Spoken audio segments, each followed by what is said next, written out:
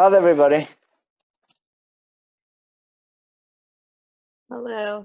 Hi, how you doing? This Hi, year look Rob.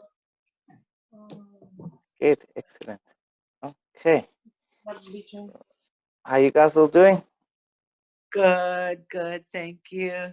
Good to see you. Good, and Ashton. Hello, can you all hear me? Yeah, Antoinette, good to see you.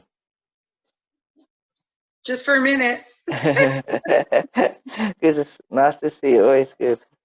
Hope you had a good hug. Yes. Good. Not done yet. Yeah, we're in for the last stretch. And Ashton, Dwayne, are you there? Okay, not sure if you can hear me. Hannah. Hannah, you with us? Yes, I am. Hello. Good. Hi. How you doing? Thank you very much. Good. Hi. Good to see your profile picture. There you go. Welcome back. Thank you. Good, looking good. All right. Chrissy, how you doing? Doing good, Rabbi. How are you? Yeah, thank God. All good. Good to see you. Thanks so much for coming. Sure. Thanks for having us. Pleasure, always. And Darlene, you there?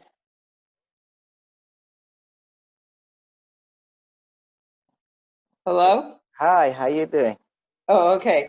I thought we were done chatting, but Oh, no, I'm just going to say the highs. Good to see you. Thanks so much for coming. And then Carla, thank you. Hello. good. How you I don't doing? know if. Oh, I'm well. I'm well, Rabbi. I wasn't sure if anyone could hear me. I'm good. I'm awake. So, and I'm here, ready to learn. Good. Thank you so much for coming. Really appreciate it. Thank you. Good. And Sylvia, you there? Okay. Guess not. All right. Okay. All right. So if you're there, I'm saying hi. Yeah. Good morning, Booker Tove. Morning to you. Thanks so much for joining us. Oh, ready to learn. Good. All right. Please God, we're going to learn something good today. Okay. So Ashton, if you're back with us, hi. You can see us. Shalom, Rabbi. Good to see you. We'll see you, please God, this week. And Arya, welcome. Can see you. Thanks for coming.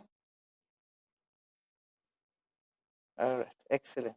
Good. So today, let's get started. If whoever joins later, we'll speak to them soon. So guys, you can just mute yourself, then we'll take questions at the end.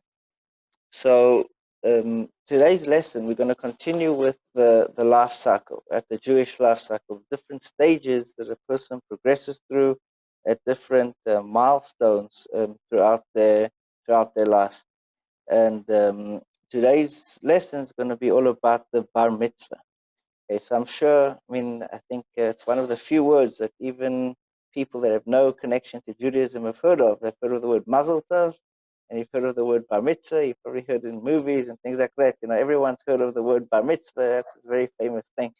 So I want to discuss a little bit today what that actually means in Judaism. What is a bar mitzvah, and why do we celebrate, and what is the importance of that milestone?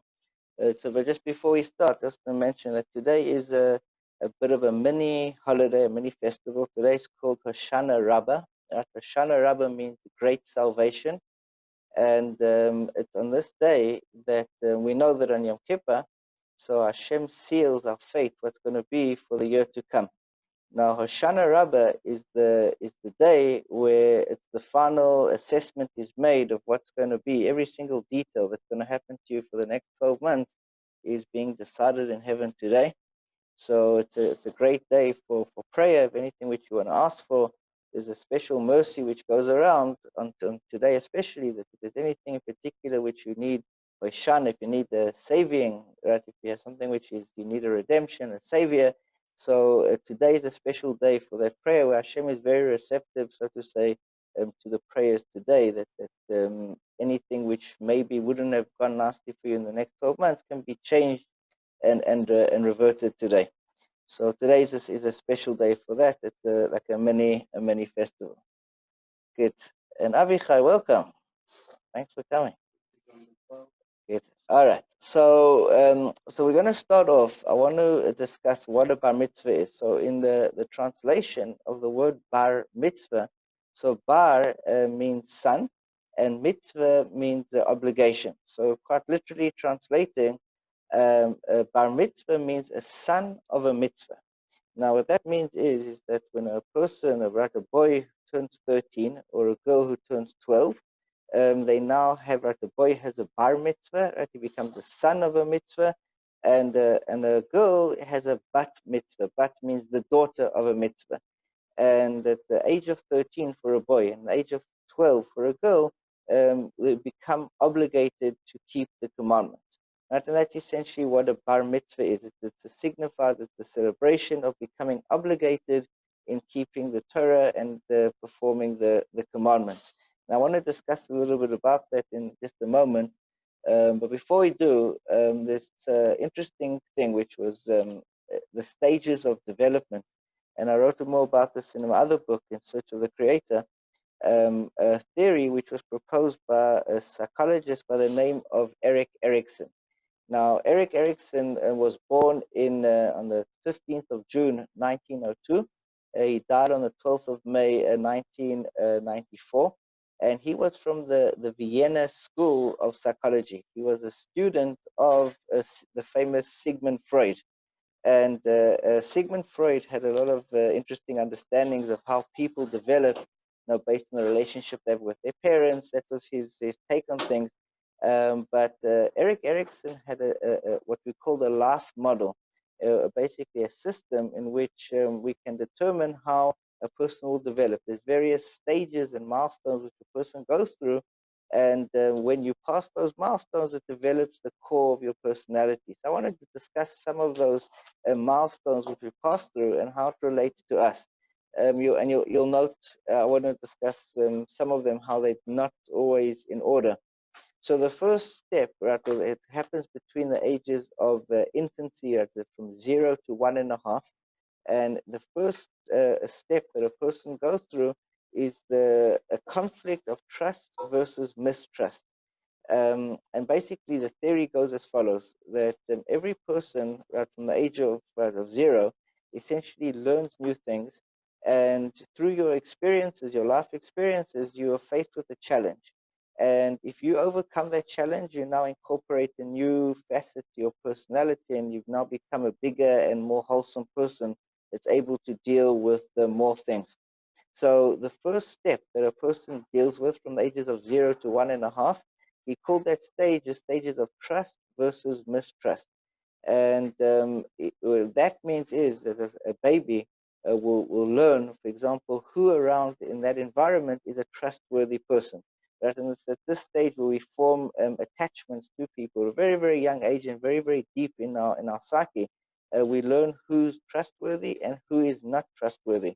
And we'll notice, for example, if a caregiver is neglectful or inattentive, we will lose trust for that, and that will leave us doubting that person.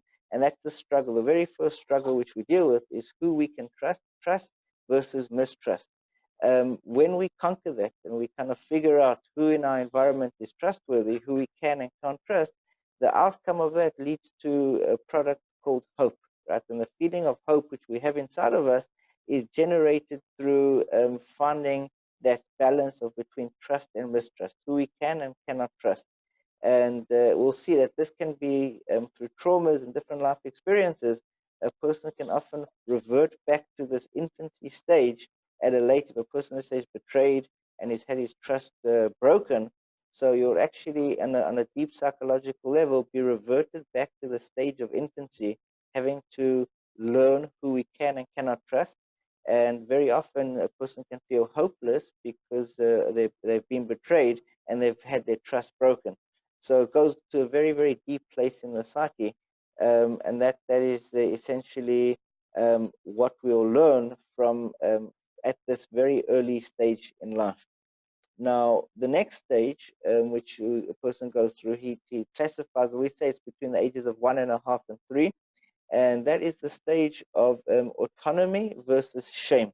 Now, at this young age, a person's busy learning how to do things for themselves, or a baby will start picking up things and starting to be able to do things on their own. And but at the same time, although a little child can do things on their own, but they'll make mistakes. So, for example, a child may want to pour a drink for him or herself, and they'll spill the drink. So that will lead to shame. You know, they're able to try and do things on their own, but are not able to complete the task the way they want to. And so, if a person successfully passes this test, that brings to will, that willpower and desire, and that's very often a motivation. So if we ever lose motivation in life, or if there's something which we feel demotivated to do, it's usually this inner struggle of autonomy versus shame, our own self-confidence, believing that we can do something, versus the feeling that if we try and do that thing, we may mess up and feel shameful and embarrassed by trying to do that thing. And when we get it right, that will lead us to have more willpower and more motivation. So that's the next stage in there. The following stage is what he calls initiative versus guilt, and that happens between the ages of 3 and 5. And initiative versus guilt, the struggle which occurs in that stage is a child wants to try and do things on their own without being told, wants to just get involved and doing things.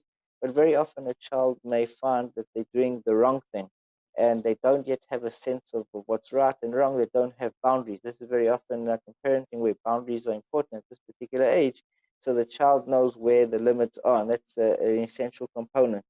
If those boundaries are in place, and that the struggle is overcome, so then that leads to a sense of purpose.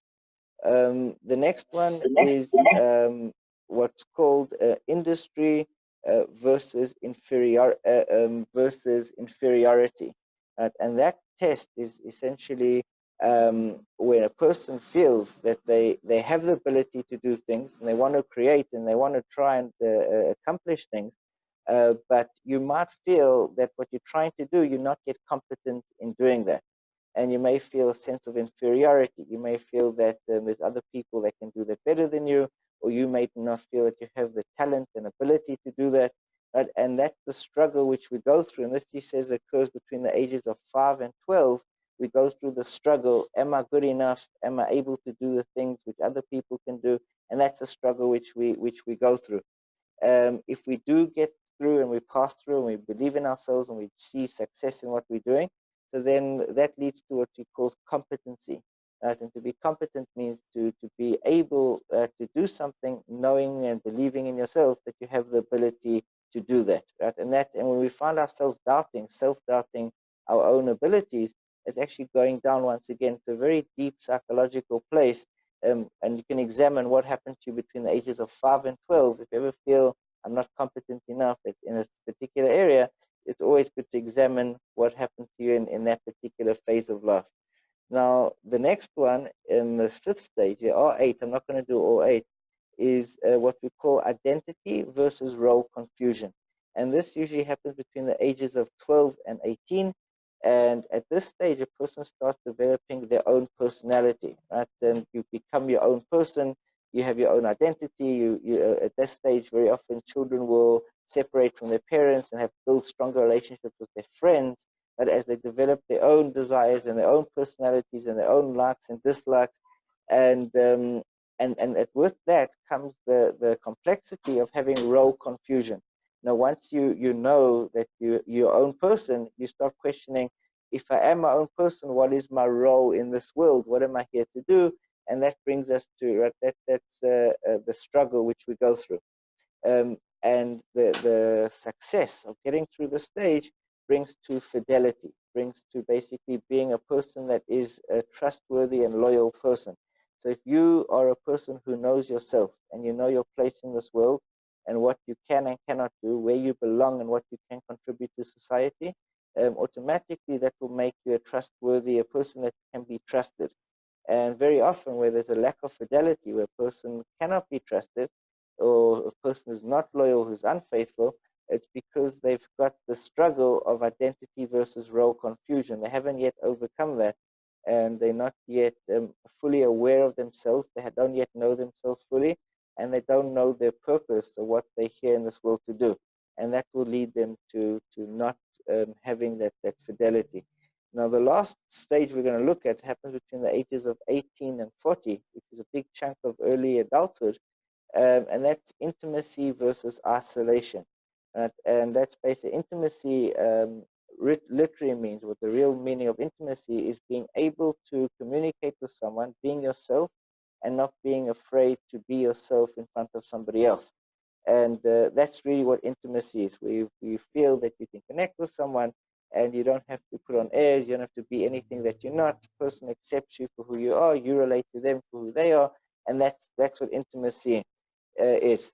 The opposite of that is isolation, right? And when a person feels that he can't bond with those around him, so very often what you do is you withdraw and you isolate yourself, right? And that's very common. When a person feels that they don't have a place, they don't have friends, they don't have family, whatever it might be, you may feel that there's no longer a connection for you, and you withdraw into isolation.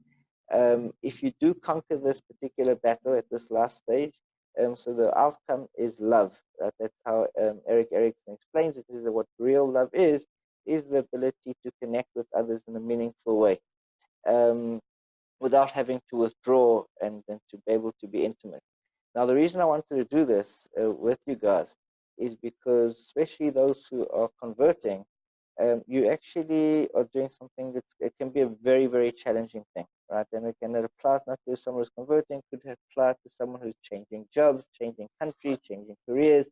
We often are tested with these tests, not just once in our lifetime growing up, but we're going to be thrown. I'll give an example. Identity versus role confusion. You may have had an identity in a previous circle of friends or previous environment in which you knew your role, you knew your place, people knew you, and at that stage, right, you will feel that you have a secure environment, etc.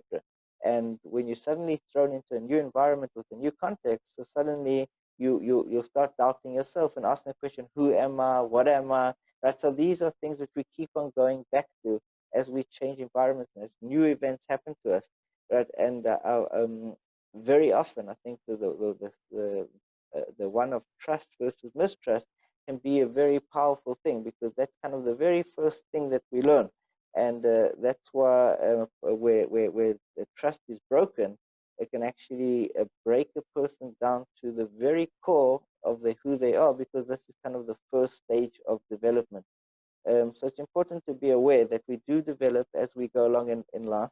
And the Torah is telling us that as we progress through the stages in life, we will experience different things. And it's important to kind of merge these two, kind of the psychology behind it and what Hashem wants from us. And when we look at it in more detail, please God, next week we're going to be looking at engagement and marriage. We'll see how the Torah's view actually helps to solidify a lot of these gaps and troubles which we go through during the stages of life. So getting back to today's concept, which is the concept of bar mitzvah. So what is a bar mitzvah? We said it means the son of a mitzvah.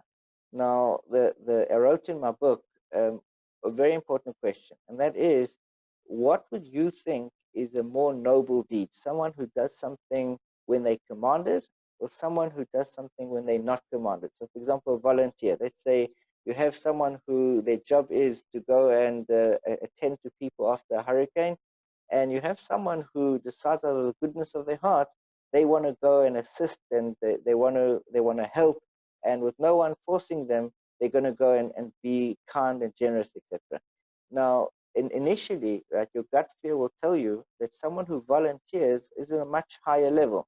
He's not being paid to do that. He's just got this innate desire to help others that essentially would show a greater quality. So the misconception or the common understanding is that a volunteer is always on a higher level, or more noble, or more good, you could say, than someone who's being paid to do something now, or someone who's obligated to do something. Now, the Talmud brings an interesting story. The story of someone called Rabbi Yosef. Now, Rabbi Yosef was a blind person, and the halacha says that someone who's blind is not obligated to do mitzvahs for a number of different reasons, but for the most part, one who's blind is not obligated to do mitzvahs. Now, Rav Yosef would actually do all the mitzvahs out of the goodness of his heart. He wasn't technically obligated, but he decided he wants to get close to Hashem and he wants to do the mitzvahs in any way. And we often find ourselves in that situation where technically you may not be obligated to do something, but from the call it the motivation of your heart, you want to be close to Hashem and you want to do things even though, right, you've got no obligation to do so. So that's what Rav Yosef was. He wanted to keep everything. He wanted to do everything that he was supposed to do, even though he wasn't technically obligated. And the Talmud says that they told Rav Yosef a very important concept, which I'll say it in Hebrew, it's Aramaic, and I'll translate it.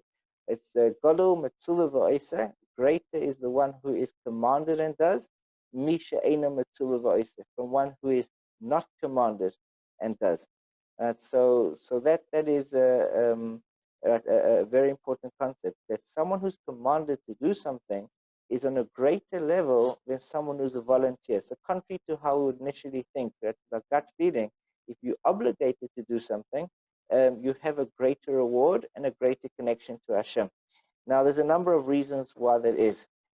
Two of them I wrote in my book, and there are others, but there's two I want to focus on.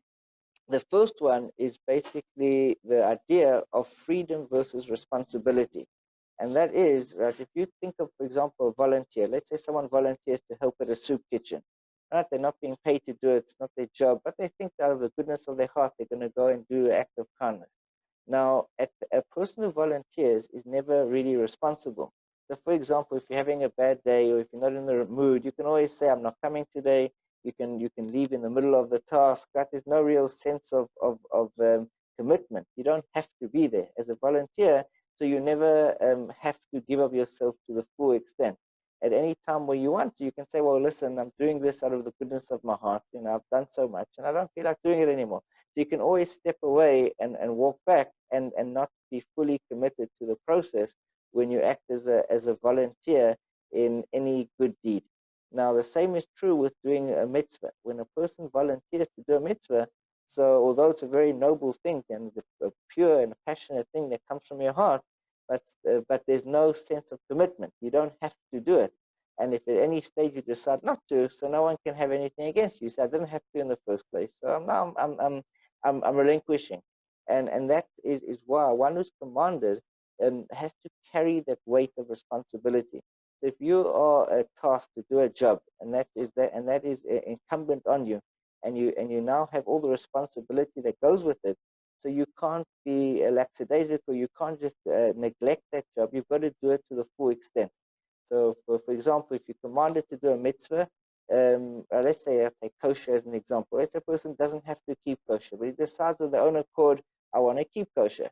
So you can at any stage say, you know what, I don't feel like it today. I'm not, and no one can have anything against you because you've got no obligation.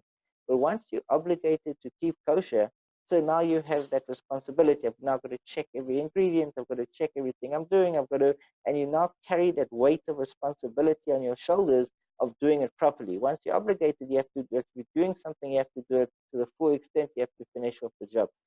And that is why someone who's commanded, who carries the bigger responsibility, right? You can think of it maybe in a workplace situation. Someone who is, a temp or someone who's just an apprentice or something like that, is going to be on a lower pay scale than someone who's obligated and responsible for an outcome.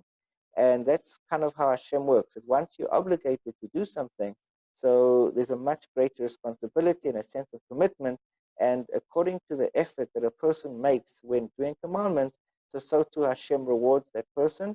And essentially that's what we're celebrating. When you become a boy or a girl, bar or bat mitzvah, you become obligated to do mitzvahs, you now carry that weight of responsibility. And because of that, according to that new obligation that you now have, we're celebrating the fact that you're getting a greater reward, your actions count for more, and what you do is going to bring you closer to Hashem because you carry that responsibility. Now, the second one is interesting things. There's a bit of a psychological side to it, and that is something what we call our will versus the will of Hashem. And a person who is told to do something, like the example I gave in my book, and that you may have seen that in your own life in different situations. That if you are busy doing something, just out of the goodness of your heart, you feel like you have to do something, you want to do something, and then suddenly somebody comes and says to you, no, you've got to do this now, right? And they kind of impose their will on you. So suddenly you feel, I don't want to do that, right? Your initial reaction is, if you're told to do something and it's not what you want to do, immediately you're going to backtrack. Right? And that's very often what happens. And I've seen this many times with people that are coming into Judaism, or people that are, what is called Baalei Teshuvah, people that were not religious and are starting to become religious. Let's say they decide to take on a new custom, a new mitzvah, something which is nice for them, and they're very passionate about it, and they're very enthusiastic, and they will do it with the goodness of their heart. But the minute they're told, you must do X, Y, and Z, suddenly a block comes up in front of you, and you say, I don't want to do it anymore. Right? Just because the mere fact that you were told to do something makes you resist it. And that is another hurdle which a person has to overcome. So when a person is obligated, and he has a bar mitzvah, he's now obligated. So the things which you're doing before voluntarily now become an obligation. So there's a natural temptation to want to stop. Right? So instead of going further and trying to do more, that a person would want to stop and not continue with doing those mitzvahs. So that's another sense of why having a mitzvah, right, at the stage of bar mitzvah, when you're obligated. So being obligated is you have to overcome the desire not to do what you've been told to do. Right? That desire to resist and that desire to reject and to turn back, that is something which you overcome. And as we said earlier, the more effort you have to do in doing a mitzvah, the saying in the Talmud is lefum sara agra. Lefum, it's Aramaic, lefum sara agra. According to the effort or the pain, so is the reward. So the more effort that you put into doing a mitzvah, the greater the reward is.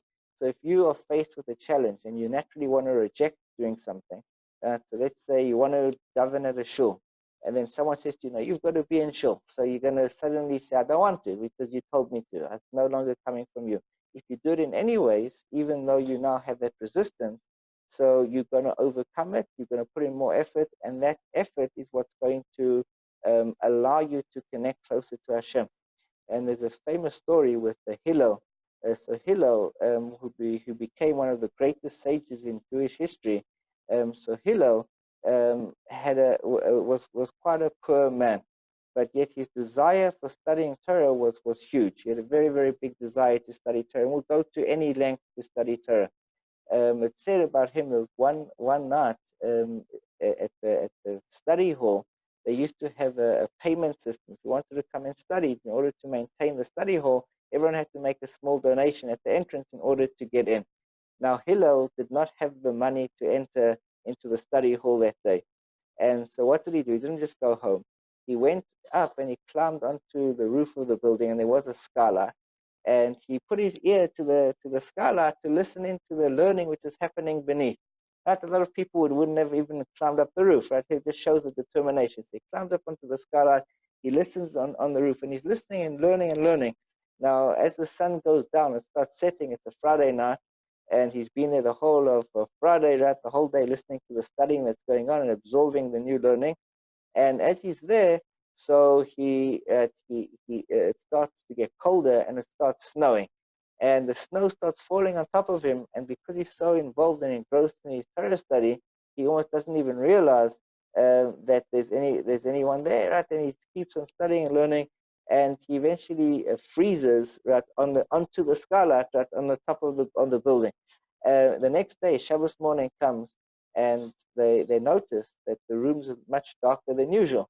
Right? The light from the skylight isn't coming in, and it doesn't take long. They all look upwards and they see, hey, there's looks like a corpse frozen to the top of the skylight, and they quickly rush up and they take him down, and they de-thawed him, defrosted him, and he was alive but barely, and and they asked him, what are you doing? And he said, no, he came to learn Torah. He explained the whole story. But it just shows how a person, he said himself that the only reason he became such a great Torah scholar, someone who's so great in accomplishing mitzvahs, was because he made that extra effort. Right? And that's really what it's about. The amount of effort that a person puts in, that's what you're going to see. It's almost like a bank account. The more deposits you make, the more that's there to withdraw afterwards. So effort is a very important component. Right? The more you put in, and the more effort which goes into doing mitzvahs, so the more you're going to get out of it. Now, the last thing I want to end with, and I'll discuss some customs and we'll take some questions, is a person who's had a bar mitzvah is called what we call a gadol. Now, a gadol means a person who is big, literally. Right? That's a literal translation of the word gadol in Hebrew, means big. Now, what does it mean to be a big person? Right? What does it mean when you become big? So I wrote in my book a very famous story of Avram ben Avram.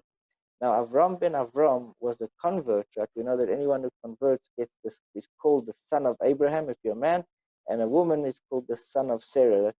Abraham and Sarah were the first two converts. So your new Hebrew name would be someone ben Avram if you're a man, or someone Bas Sarah if you're a woman. And Avram ben Avram, the story goes, he lived in the time of the Vilna Gaon, which was around about 1750s, around that period. And Avram ben Avram, his father was a very wealthy man who had a lot of vineyards and orchards and things like that. And he would often play with his father's workers. Right, his father didn't have any children; he was an only child, and he would play with the workers of his father. And his father's workers would one day, the story goes, his father's workers were very, very busy, and even the children had to go out. So Avram ben Avram was left by himself, and he had no one to play with. So what did he do? He took a little bit of initiative, and he took some clay, and he started making little model soldiers, little clay soldiers, and he'll play with them together, right, like Lego would be today. And he was playing with that, and that's how he entertained himself for the day. The sad story of Avram ben Avram is that eventually he was executed because he converted. He lived in a time when there was persecution against Jews, and he was eventually executed. I think he was hung because of his faith, because he decided to convert to Judaism. And just before the execution hung him or killed him, Avram ben Avram asked him, do you have any last words? And Avram ben Avram said a very interesting statement. He said, you can kill me, right, but my body is only a clay soldier. And they asked him, what's going on? What do you mean? So he told him the story of what happened to him when he was younger, that when he once was alone, he made these little soldiers. Now, what happened with that? So when the children came back, that day, after he had finished making his little toy soldiers, so he wanted to show all the workers of his father, all his little friends, what the little things he made, right, and what the game he invented by himself. But the children who'd been working the whole day were very tired and exhausted. They didn't even see that he had soldiers set up on the front steps, and they all just ran in. They trampled over his soldiers and they smashed them to bits, and all his hard work of the day was wasted. And Avram ben Avram was not distraught. All his hard work went for nothing. And he went up to his father and he said to him, "You must fire all your workers. They destroyed all my toys, right? Why he was very, very angry." And his father said, "Listen here. It's only clay soldiers. Don't worry. You haven't lost anything.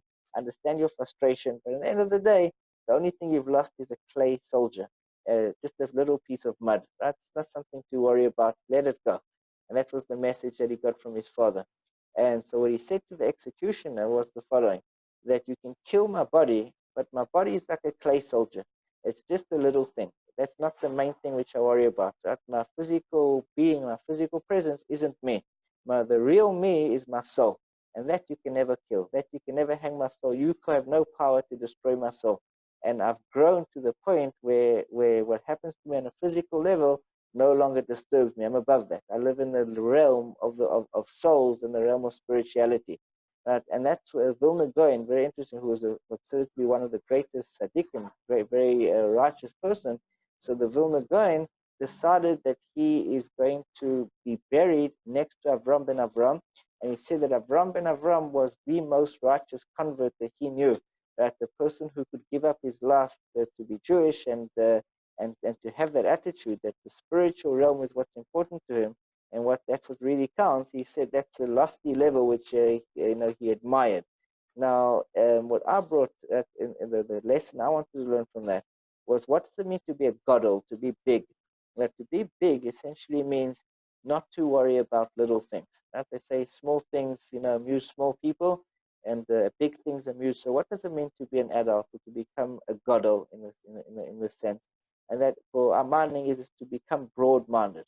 Gadol means big. What does big mean? Big means broad-minded. To focus on the bigger picture, and to realize and to expand your mind, right, and to be more open-minded, and to try and learn as much as you can, and to kind of be the biggest human being that's possible for you to be. And that's essentially what happens. And not everyone gets there. And as we discussed with the stages of development with Eric Erickson earlier, right, some people get stuck at the different stages of development. Some people remain closed-minded. So you can have a man-child, someone who is an adult in years, right, but yet is very narrow-minded, right? Is not able to tolerate things, not able to think out the box, not able to learn new and expand their mind. So essentially, someone like that is actually a minor, right? Is a little kid, stuck in an adult's body. So, and you can find also the other way around. Sometimes you have very interesting children that they're way wiser than beyond their years, and they have the wisdom and knowledge. And even though you have a little child with an adult mind, and so what it really means to be an adult, or it means to be big, is to be an expansive human being, and to be a human being that can incorporate and tolerate a lot of different life situations, is open to experience, open to knowledge, and has that broad mind and the ability to think in a broad, holistic way. And that's essentially what we're celebrating. A person who is bar mitzvah, we're celebrating the ability that you now have extra challenges when it comes to do mitzvahs, and it's also your chance to now develop into a more holistic human being. And that's essentially what the celebration of a bar mitzvah is. Now, I just want to go into one or two customs that you might come across, and I'll take some questions if you have. So there's different customs of what a bar mitzvah boy does. The most common one is that a bar mitzvah boy gets called up to the Torah and would make the Torah blessings. Now, only a male who's over 13 can get called to the Torah. That's just the law. So by the age of 13, we call up a boy to the Torah to be his first time, and that's a celebration that now you couldn't do this before, and now you can do that. That's how we often celebrate the bar mitzvah. Is the bar mitzvah boy will be called up to the Torah, and there's different customs what he does. So some have a custom that the bar mitzvah boy will make the blessings on the Torah. In other places, he may read the maftir. Some places they read the haftarah, which is the after portion.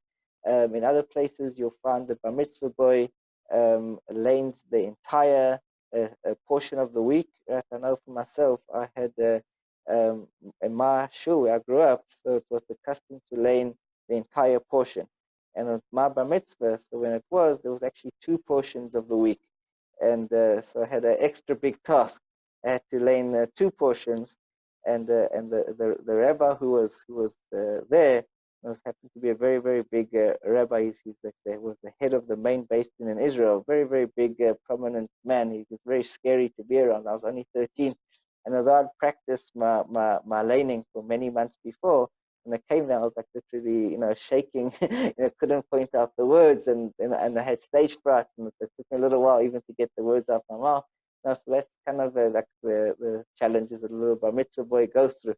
So there are different customs, and there's a custom to celebrate it. It's a very old, it's a mitzvah to have what we call the Sudas mitzvah, which is a mitzvah to have a meal in order to celebrate the bar mitzvah. Nowadays, people have extravagant, almost like a mini wedding or something bigger than a wedding, celebrations to celebrate the bar mitzvah. According to Jewish law, it's not necessary, but there is a commandment to have 10 men and to celebrate the boy is coming of age, and that's essentially what a bar mitzvah is.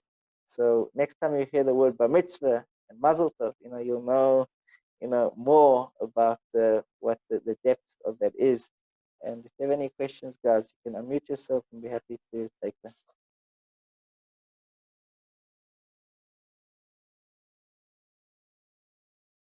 Okay, nobody. Okay, don't be shy. Anybody? You guys can also ask questions that are not related to this class as well, so feel free.